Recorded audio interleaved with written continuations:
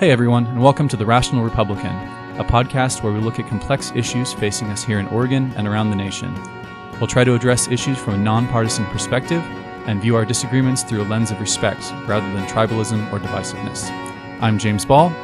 This is Nick Perlasky. Hey listeners, how we doing?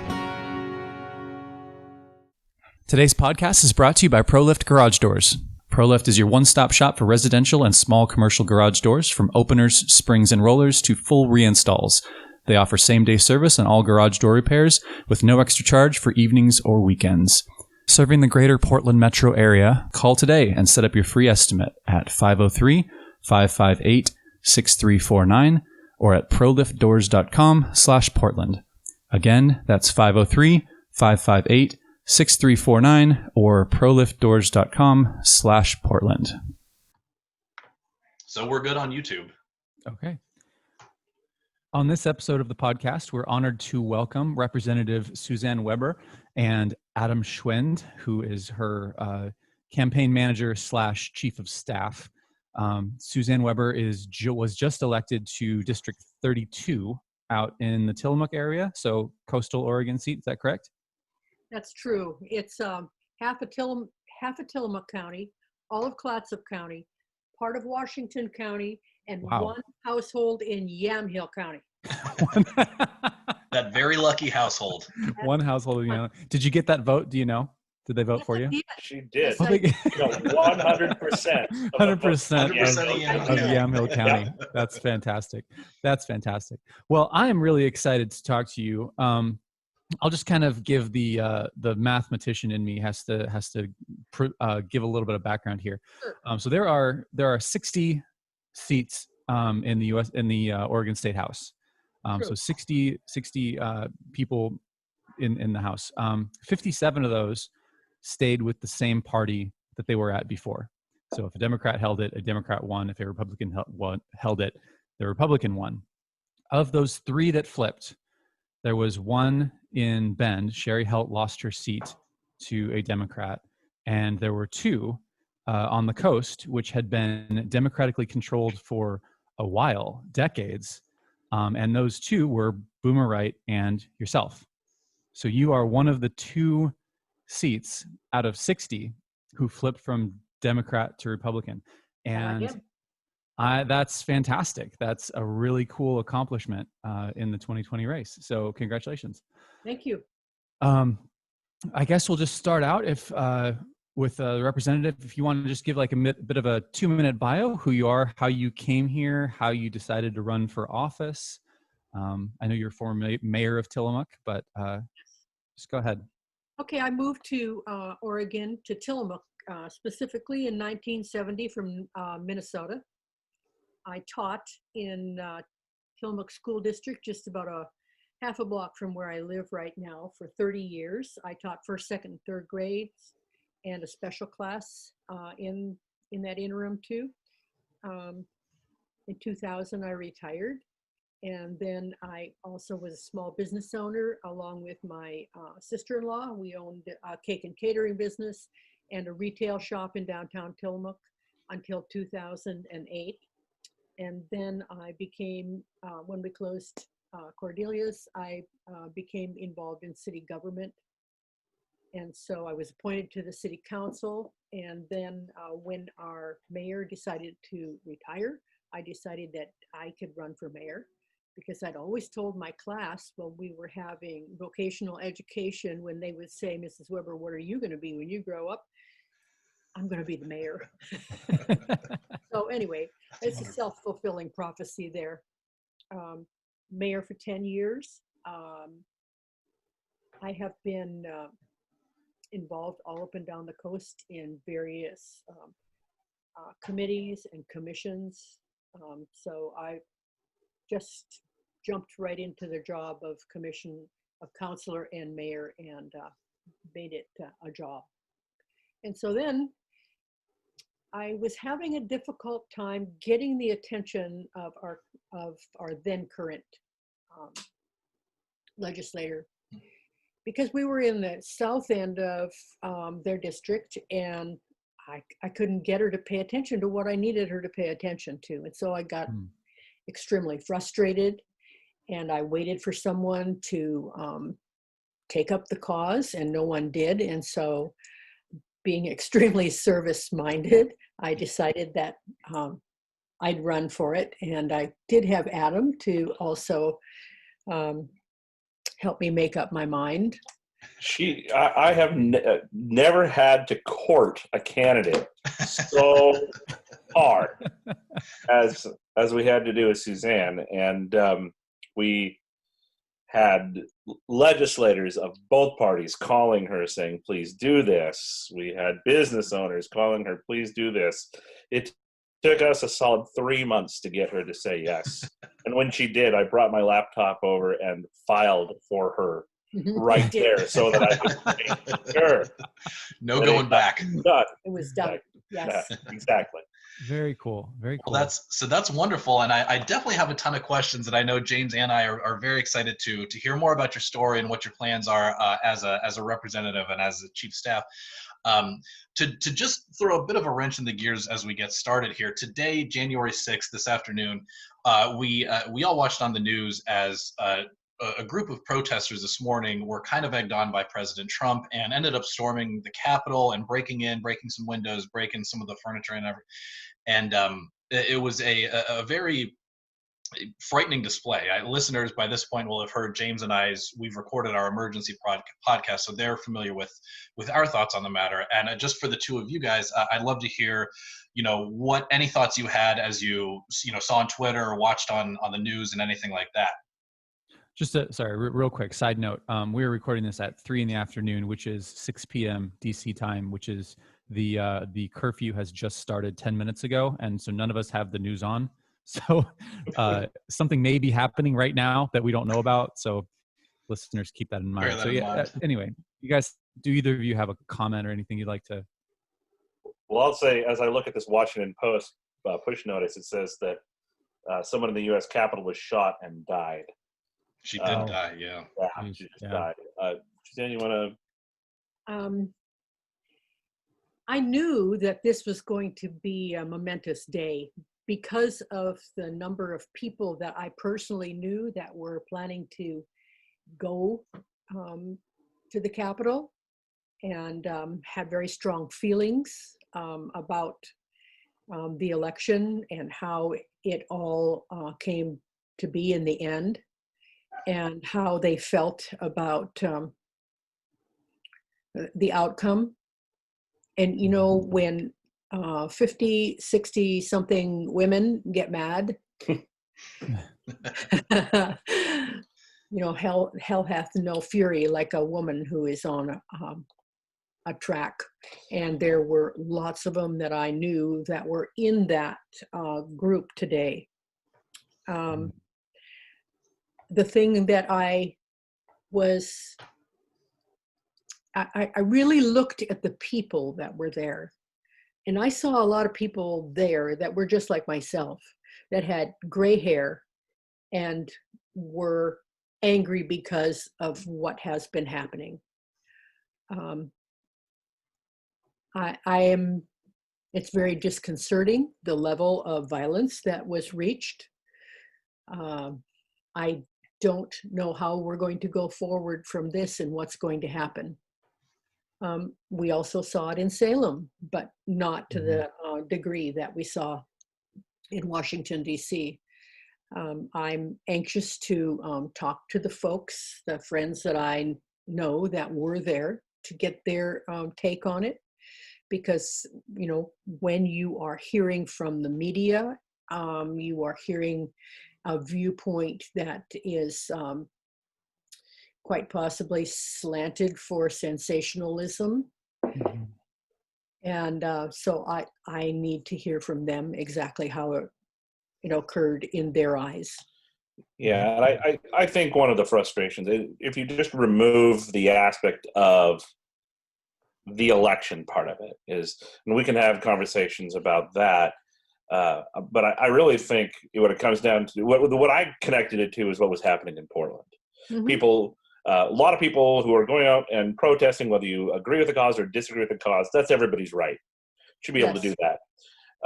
And that's kind of how I felt about it. But when you start causing violence, destroying property, you've crossed the line. And that's unexcusable. People should be arrested. People should be prosecuted. We can't operate a government like that. No.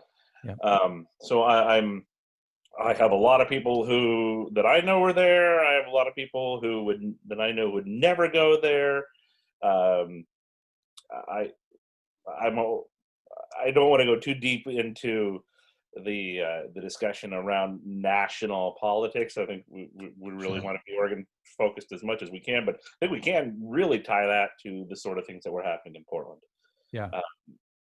That it's fine to protest, even when what you're protesting and the opinions that you have while you're protesting might be wrong, but you have a right to do that. Everybody has a right to be wrong. Absolutely. Yep. Once you get to the point, don't have the right to do is destroy other people's property, public property, right. private hurting property. people and destroying things. Yeah. Yep. Agreed. Well, let's move on and talk about Oregon then. I think, Adam, I'd like to give you a little bit of opportunity to give your little 2-minute bio, if you don't mind, before we get on. I'm curious to see how you ended up here and ended up with working with Suzanne. So I born and raised here in Tillamook. Went off to Pacific University and studied there. Did a number of jobs throughout my career. I've been involved in Oregon politics a long time. I started about 2003, actually about the same time you were starting getting involved in Oregon politics. I was the Bush Cheney 04 Tillamook director, run a number of legislative campaigns and a number of ballot measure campaigns. And in 2018, I after the shellacking that everybody on our side took, I kind of wanted to take a step back and just kind of focused on family and quiet myself a little bit. But as Suzanne mentioned, we had a representative who was elected who just didn't fit the district. She didn't. Whether she's a nice, I didn't get to have the opportunity to get to know her as a person, but her politics did not fit this district. So yeah, what do you mean by that? Oregon. I've heard that term a lot. It doesn't fit the district. Sure. It doesn't fit the district. A Democrat here on the coast is very different than a Democrat in the Pearl District. Yes. Sure. James, where you're at, you're operating in a whole different world. We're represented. You're very fortunate to be represented by Betsy Johnson in this. We're in her Senate district. There is a 5.5 point voter registration advantage for the Democrats, but Suzanne won this race by 9.5 points. So she had a lot of Democrats and a lot of independents vote for her. So this is a moderate to and working class sort of district, and Representative Mitchell just did not fit the district in that she had only lived here for 3 years. She really didn't take the time to get to know the district, and she is certainly on the progressive side of the Democratic Party, and that I think for the most part in District 32, the Democrats here tend to be on the more moderate, working class, blue collar side. Right, and you'll find a lot of Democrats that are in Timber Unity also, which is a very conservative bent. I was going to say Senator Johnson.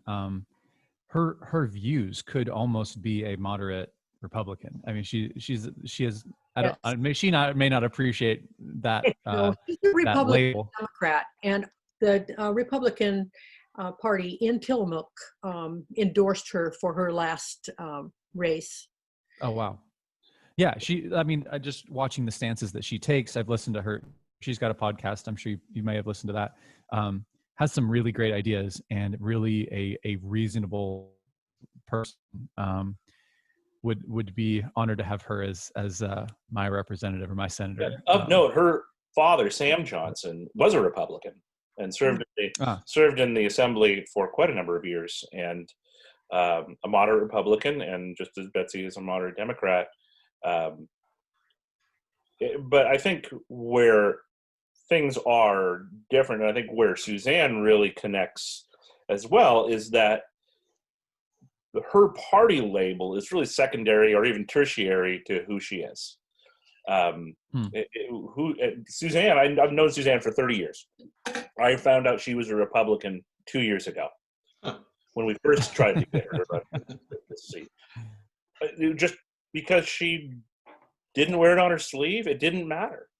What mattered to me was that the job, for the best intentions of the people and the area, got done. It wasn't a Republican or a Democrat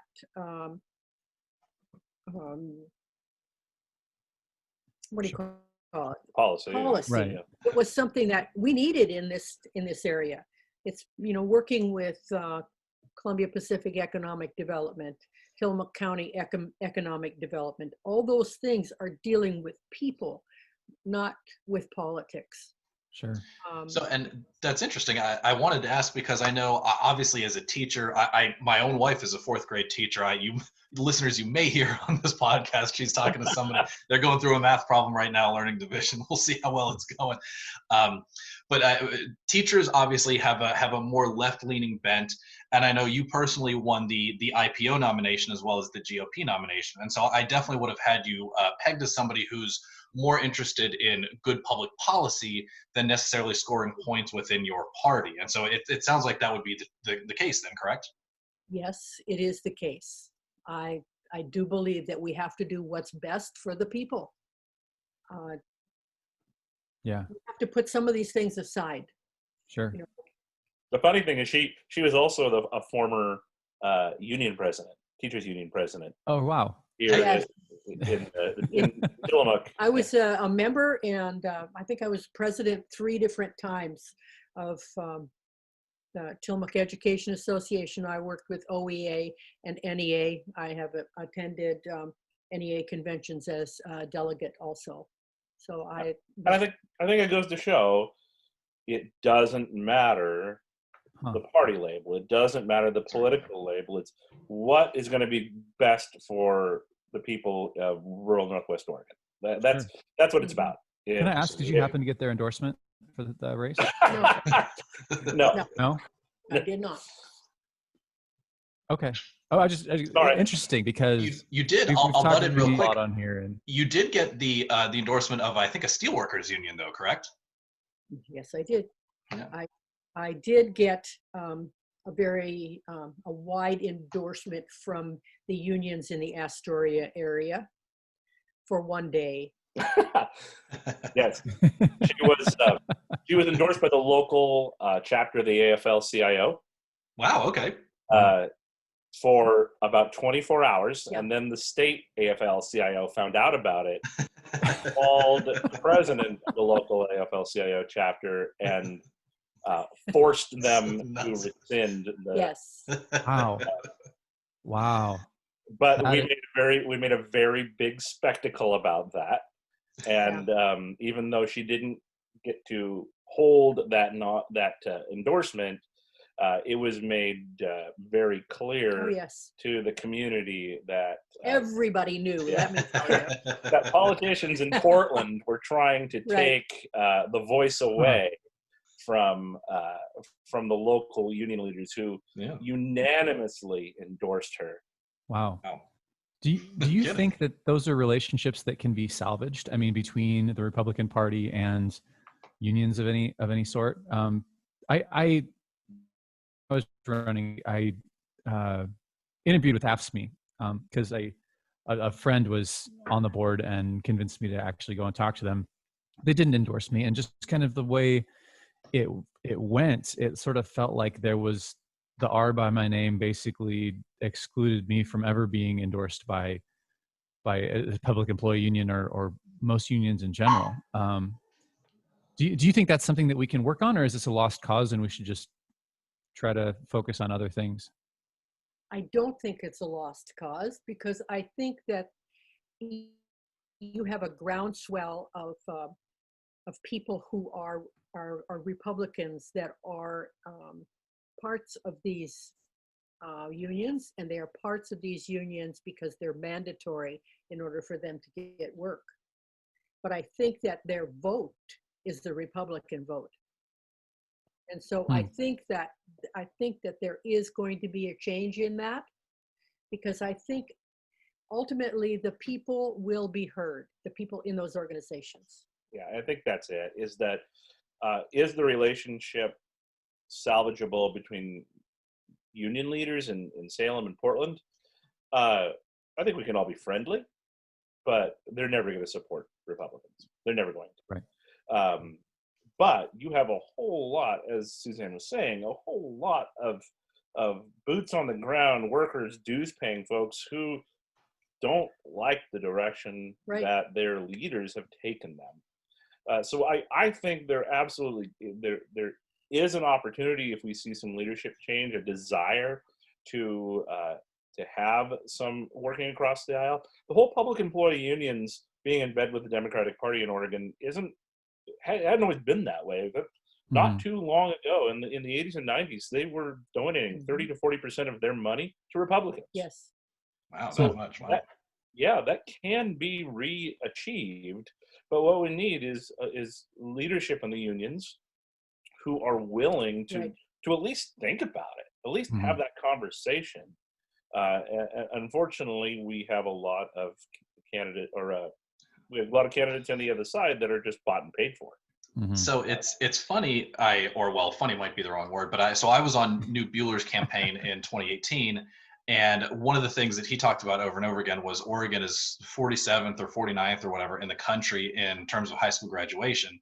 And I remember one night I had left the office, I had left Newt's campaign office, and he bought us all like blue, fleece vests, and it was just like, like you'd see like a North Face thing or whatever. So we're all wearing them around, and it was late autumn, so it was kind of chilly anyway. And I actually met up with my wife, who was doing they were doing like a teacher happy hour at a bowling alley, and I inadvertently walked in still wearing this vest, and I got some looks like you wouldn't believe. But a couple of the teachers there, whom I actually hadn't met before, were like, I'm actually voting for Newt. Like, I can't tell anybody in my union this. I can't tell anybody in the rest of the school. But there's enough individuals who are representative, like yourself, who are more concerned with good public policy and good governance than they are with necessarily voting for somebody specifically with an R or with a D by his or her name. And there's obviously a lot of teachers who are not interested in voting for Republicans. It's going to be very rare that a public sector union is going to endorse a Republican, but there's definitely, like you say, the individuals who comprise that union membership, they're not all uniformly thinking the same way. And especially when a candidate gets up like Newt Bueller, who says, I want to make education priority and we got to improve our graduation rates here. I definitely think that there's votes to be won. Well, I think it has less to do with the voters and more with just the money that they control, the unions control. And, that's kind of what I was getting at. I mean, in any organization, you're going to have people on both sides of the aisle, I feel like. But anyway. Well, one of the difficulties that I think we faced was that, which made this race the most expensive House race in Oregon history, was that the unions dumped almost $1.7 million, half of that being in the last 2 weeks. Yes. In just ridiculous attack ads. And it's one thing to donate, $30,000, $40,000, $50,000 to a candidate. It's quite another to completely bankroll their campaign. Yeah. And that's what happened. And to push, they pushed the fact that I was going to take billions of dollars away from education. And anybody who knew me all up and down the coast and knew that I'd been teaching in Oregon for 30 years thought, what the hell? Yeah. I'm not going to do that. They will lie through their teeth in those attack ads. It is it's crazy. So I have a question about your opponent, Debbie Booth Schmidt. Can you tell me a little bit about her and what you thought was obviously you have super deep roots in the community. Was she also similarly from the district, or did she recently move from Portland? I know that A lot of these union-backed folks are handpicked, and they usually have only lived in the district for a year or two before they run for office.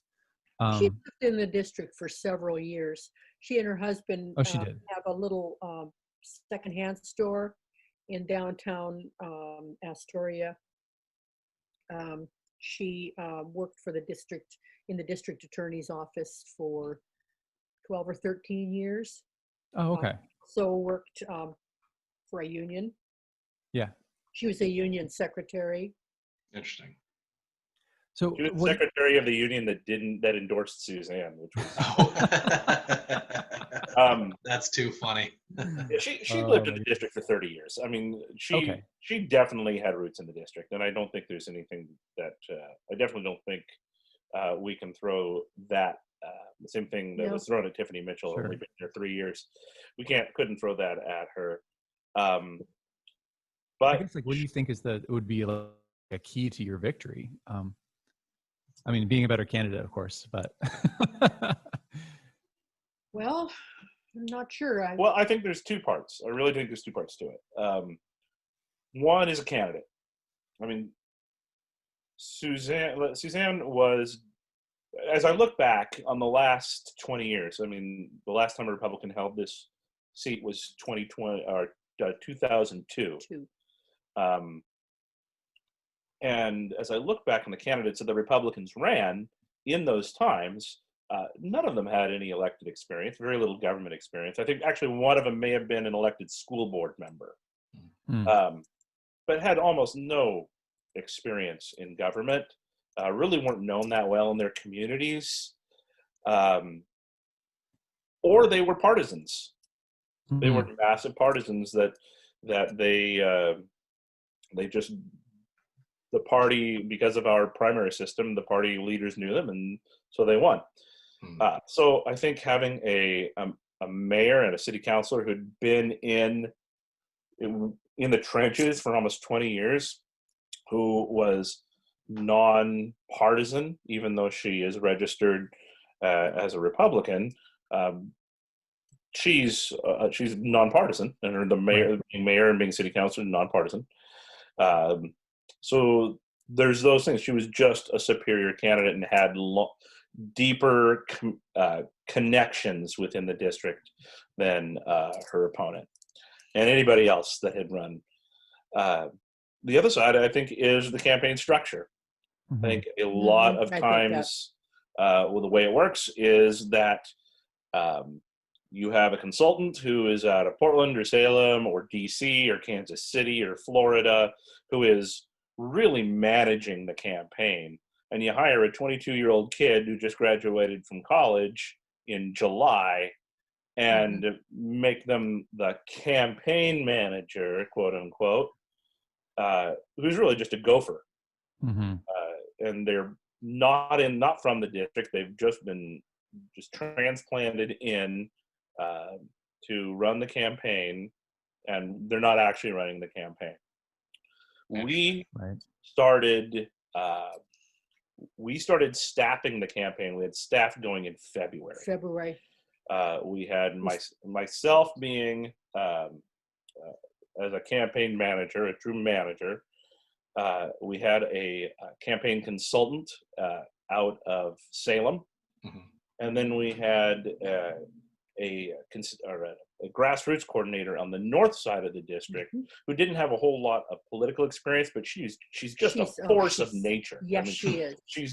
She knows her community front and back. She has a long history in the military, and we're all adults too. I mean, I was the youngest. I think I was the youngest member of the campaign staff at 37. So the fact that we had all adults running a campaign, that the structure was there to begin with at the very beginning, and not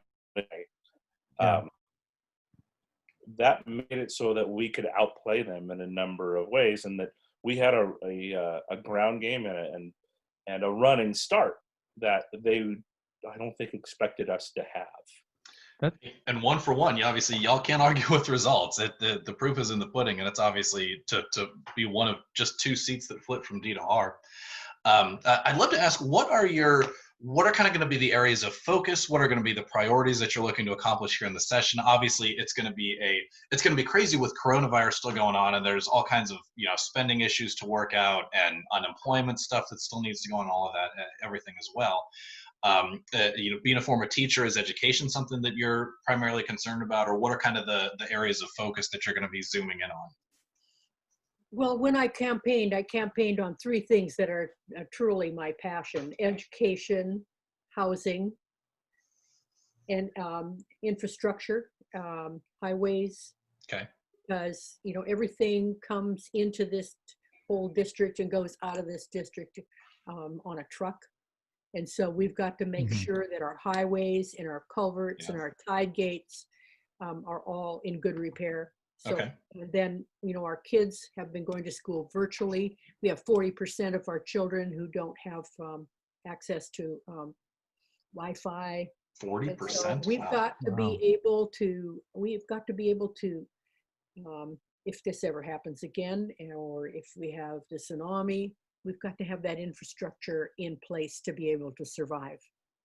Housing is critical because we have a great, we have an area that is beautiful. We have a lot of people who come and visit here. We have a big service industry that caters to all of these people that come to visit here, and we have to have someplace for them to live. And we don't have that kind of quality housing, especially for affordable housing for our workers in our area. When you look at the 20-year inventory of what we have, we're lagging seriously. And so providing that housing is something that I have worked really hard on, and that I will continue to work hard on. And then education, that's our future. How are we going to develop new industries if we don't have an educated workforce? We've got to be able to provide that for our kids. And as a result, I was very fortunate to be appointed vice chair of the education committee. Great. There are two of us vice chairs, which I appreciate. I'm also on the early childhood education committee, and I'm on the housing committee. So the speaker listened to me when I told her what I felt that I would like to contribute the most to my area. Good. Well, I'll bet, I was just thinking, those things sound very much like very COVID-centric issues. That's probably the wrong way to say it, but just like, is there anything that's not COVID-centric? Yeah, right anymore. It's all COVID. Well, just, I mean, everybody. Accessibility. You've got to be able to communicate. Look at what we're doing here. We're not meeting in person. Right. We're meeting virtually. Meeting on Zoom, yeah. Yeah. That's great. Yeah. Education, I think, is really interesting. We had Eileen Lowry, the chair of the Portland Public Schools school board, on the podcast a while back, and talked about how much better it is for kids to learn in person, and how this virtual learning has really damaged, especially like low income kids who, like 40% don't have access to Wi-Fi. That's incredible. And when you're trying to go learn remotely, that's I think we've got a big uphill climb in the next few years to try to dig ourselves out of this hole educationally that we've put ourselves in on thanks to COVID.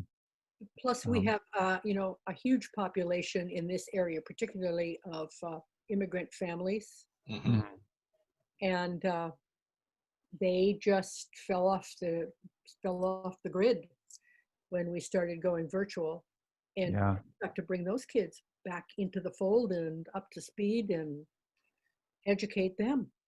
Can I ask, is that something that happened because the immigrant community tends to live in some of those areas that are not serviced by Wi-Fi, or were there culture issues or their language issues, something along those lines? Most of it is that they live in areas that are not serviced. I mean, they have all of them have their cell phones and they're able to communicate with those, but they don't have the bigger computers and the accessibility for their kids to be able to get that learning module brought to them.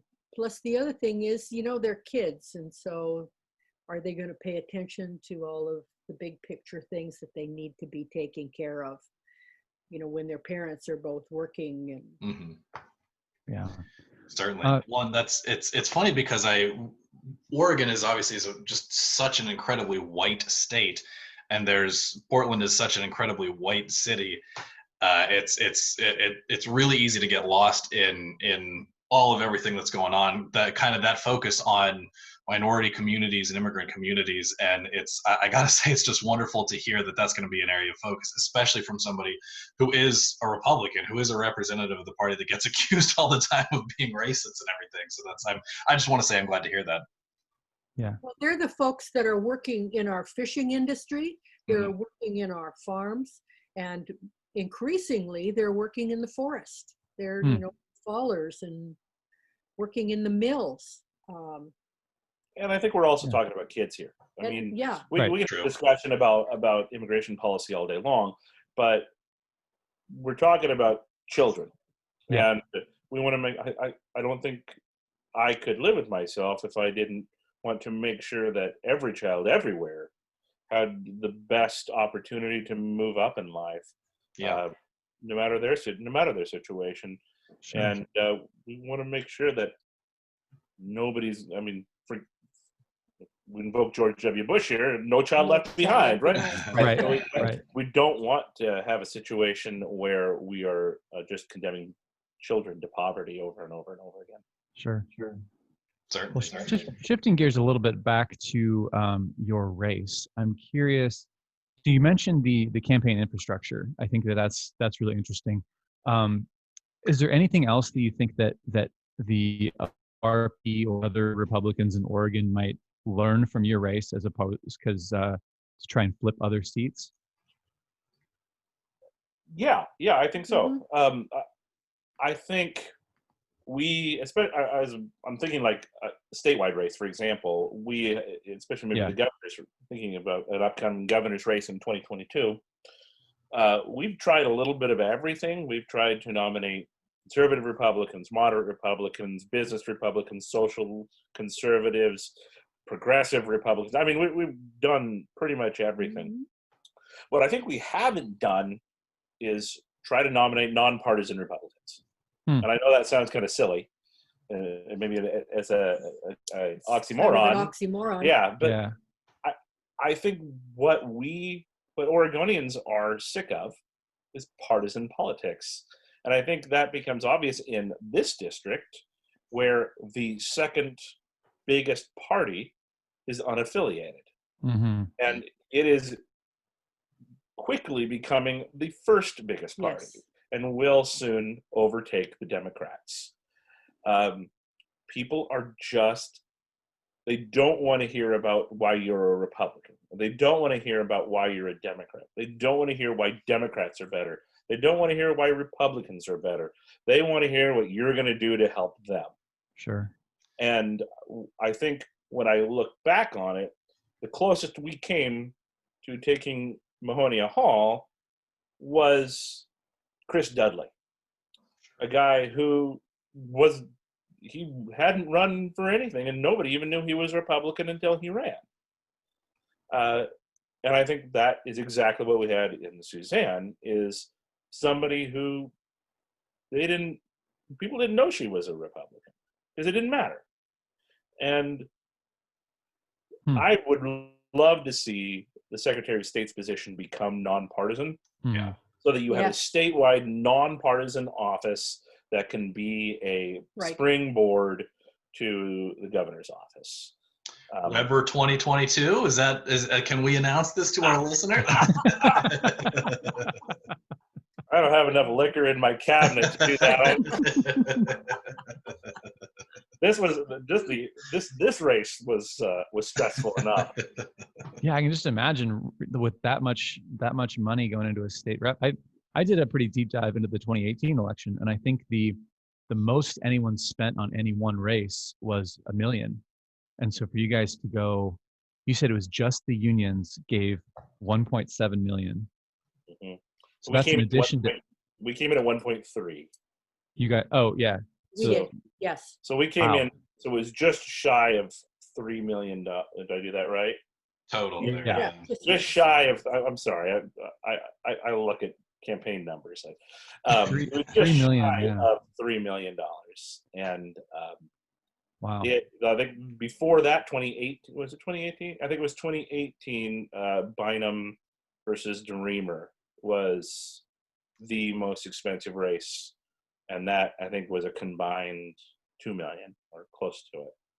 Wow. The really encouraging thing that I thought throughout this, my campaign, was the amount of money that was donated from the people in the district. That just warms my heart.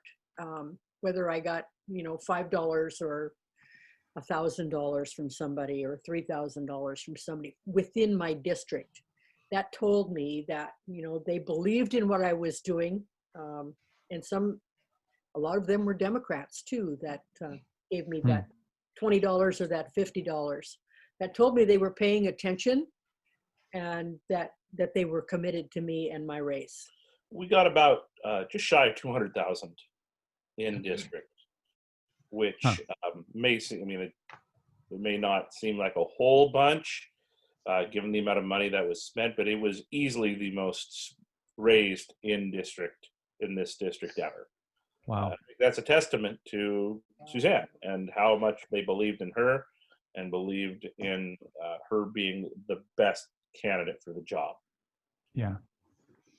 So I guess the next kind of question from that, you mentioned being a nonpartisan, but this is a partisan seat. You had to put the R by your name. Were you affected at all by the national politics? I mean, running in a Trump re-election year, you kind of are almost swallowed up in the GOP brand. How were you able to either distance yourself from that, or do you think it helped, or how did that affect the race? We prepared for forums and questions being asked by journalists for how I felt about Trump and my going forward, how I was going to support him or not support him. And I was never asked a question in any of the forums that was related to Trump, which I think I had dreams of waking up and seeing just ads and mailers of just pictures of Suzanne and Donald Trump holding hands somewhere. Fully expecting it. We had a messaging. We had numerous messaging meetings just over that. How are we going to deal? How are we going to deal with it? Because we also had to be honest. I mean, we can't lie about it. Yeah. I mean, so we were fully expecting it, and it never, ever, ever came. Wow. And I was amazed. Not that I was not that I thought that we weren't going to be able to handle it, or that we were going to have to be slimy politicians about it, because we weren't. We're going to be completely honest. And it just never came up. Nobody ever asked. I feel like that might have been just a strategic error on the Democrats, because that's how they've been winning a lot of races around here, is just tying the Republican candidate to Trump. And he's so unpopular in this state that that's been a really effective message. I mean, the Democratic mailers that they send out, it doesn't matter who you are. If you have an R by your name, they put your face right next to Trump, and that's all they need probably to dye do. your face orange a little bit too. It was fascinating. It was fascinating to me, because what they did what we avoided doing, and that was running a campaign in a box. Mhm. Yeah. They brought in a consultant Yeah. from DC. They had staff from Portland, and if you go around and look at the mailers and the messaging of all the targeted races, they're almost identical. Yes. One thing we absolutely were not expecting at all was Suzanne filled out a questionnaire by the Oregon Family Council. Yeah. And one of the questions was, would you support the right of churches to hire and fire based on their doctrinal beliefs? Sure. Which Suzanne said yes to, because churches can. They can do that. I mean, we had a Supreme Court case about that was unanimous. Sure. When RBG was there, Mhm. it was unanimous. So it seemed like a harmless question. Well, they took that and they twisted it into Suzanne wants to allow all businesses to fire people for being gay, which blew us away because where did that come from? It also blew us away because we thought this is not on the front of people's minds in this district. Not at all. And not saying it's right, not saying it's wrong. This is just people taking a campaign in a box and just trying to take the square peg and put it in the round hole. It was not. It was very tone deaf to the district. Another thing that they did is they did an ad saying that Suzanne had voted to remove $1 billion from education. They grabbed from the wrong campaign in a box there because they grabbed from the incumbent section. Oh no! Where she would have had an opportunity to vote on that, which she didn't. She was never in the assembly. So lawyers got involved. We had those ads taken down. Oh my God. But it was just strategic mismanagement on the other side that I was just amazed by. Interesting. With that much money, you think They did do that throughout the state. They misread candidates. I've it's funny having done this podcast for 2 years now, talking to a lot of different people and just realizing how different Oregon is from like a national race. Or, I mean, I can't speak to any other states, but I would assume it's different than other states as well. And people here care about different things. And, it kind of amazes me that we pull in these consultants from out of state, from DC, from wherever, and they've got a message that's going to work great in Texas or Ohio, and then it just completely falls flat here in Oregon. So we brought in a consultant, Suzanne. I lined up consultants for Suzanne to pick from, and she chose a gentleman from Salem who had been involved in politics a long time, but had never run a legislative race as a general consultant. But what he had been doing is running school board races and county commission races. And while all of us were getting our asses handed to us, he was out there winning. He's winning races. He wasn't winning legislative races because he wasn't running them, but he was winning races. And he is a gentleman by the name of David Collada. And he was, I've never seen a guy work hard like this before. Usually when you get especially a consultant out of BC, you can generally expect you're done communicating with them at 6 o'clock. Yeah. David and I had phone calls easily after midnight. Wow. The texts would go so that you'd put your phone down for a few minutes and then you come back and there were 35 texts concerning your campaign that you hadn't seen, because these two were, and Katie and Victoria were going back and forth, planning. Right. So it really was kind of a David and Goliath situation where we were taking on high level Democratic consultants and won. Wow. So I'd just be curious. I know we're getting close to wrapping up here, but it sounds like you are I don't want to say an accidental legislator, but you cared about public service, you cared about the public good, and you had somebody that wasn't representing you serve as your representative, and you said, I'm kind of through with this. And James and I have been on an email chain with a listener. I feel like we've like reached this level of podcastdom where I can talk about listeners now. But a listener wrote in, and she said, "You've driven me to get more involved," and asked, I asked about like a budget committee that she could get on in Oregon City where she lives. And I guess I'd be curious for your thoughts. If you are looking to get involved, would you kind of advocate for more of taking your route of just saying, I'd like to be involved with the school board, I'd like to be involved on the city council, I'd like to look at running for mayor? Because I think a lot of people look at, Donald Trump and Kate Brown and, Ron Wyden and Shamia Fagan, people at that level, and just say like, I'd like to be the Secretary of State, I'd like to be the governor, forgetting that there's a lot of really good, really important work that gets done at a local level that maybe doesn't make CNN, but it still affects the lives of a lot of people on a daily basis. Right, because our county leaders and our city leaders are looking for committee people. And when you start looking at, the needs of the committees,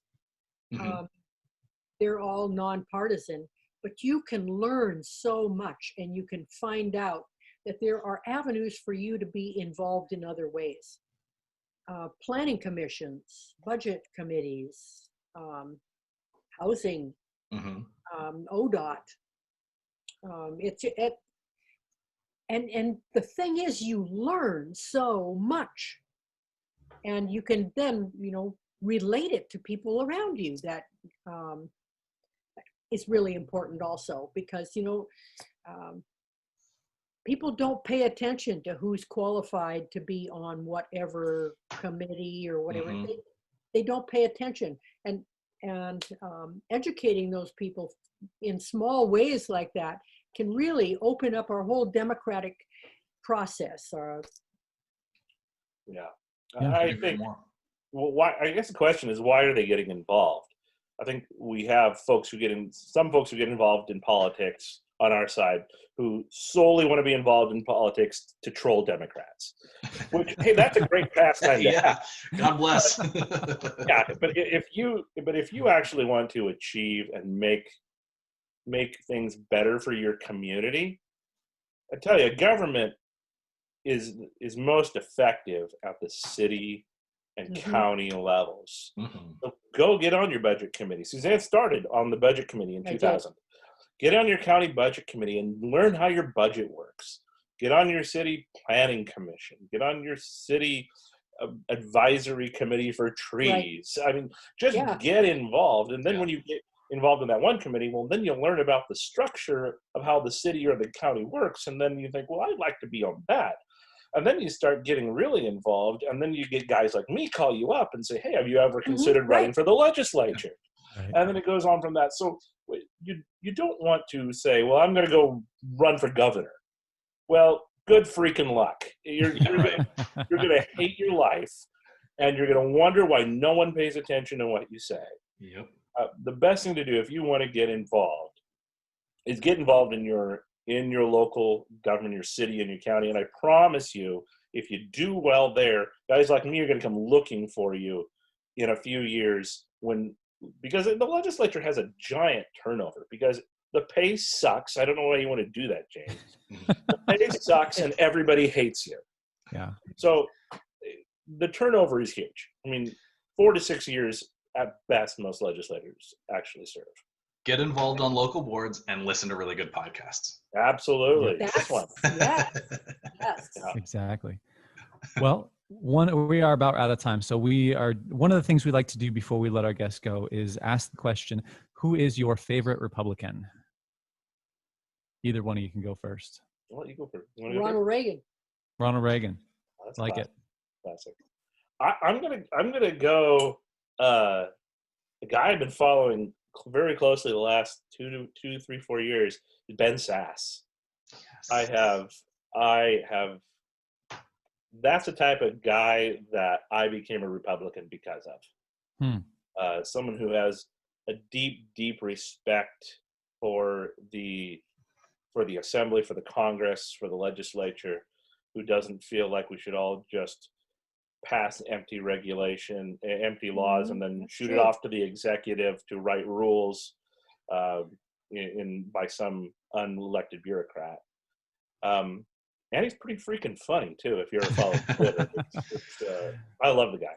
My favorite Ben Sass factoid is he still drives for Uber on the weekends. Like he'll go back home to Nebraska and just hear what people are talking about and see the bars that people are going to and whatever. And I like that. That's just such a cool thing for a United States senator to do. They don't normally do so much to distance themselves from people, and they're in this elite bubble. And Ben Sass says, "No, I'm going to drive and get my Honda Accord or whatever kind of car he in, cruises around Omaha and drives people to the bar." That's funny. Exactly.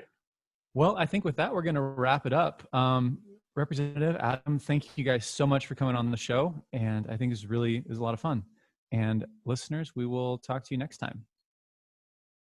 Thanks for listening to the Rational Republican podcast. Your hosts are James Ball and Nick Perlosky. The show today is brought to you by ProLift Garage Doors of Portland, serving the greater Portland metro area for all your garage door installation and repair needs. If you'd like to get in touch with the show, you can email us at james@jamesaball.com or follow us on Facebook, Twitter, or Instagram. You can find our episodes at jamesaball.com, Apple Podcasts, Google Play, or wherever you find your podcasts.